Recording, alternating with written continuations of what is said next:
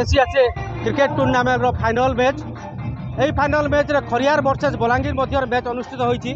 प्रथमे टॉस जीति बलांगीर बैटिंग करिछि। एबे जहाँ देखा पाऊँ बलांगीर 3 विकेट हराई 71 रन कर सारी।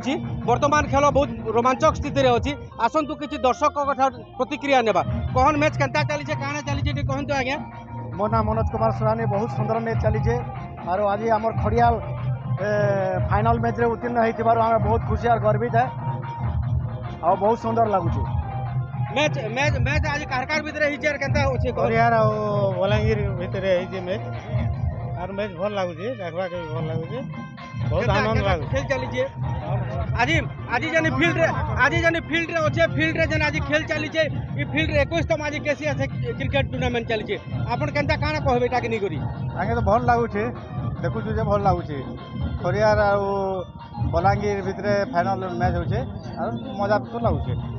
जहाँ दर्शक कहते खरियार वर्सेस बलांगीर मध्य बहुत रोमांचक मैच चलुचे। हजार हजार संख्यार दर्शक अच्छा देखा जो मैच किए जीतुचे किए हारुचे।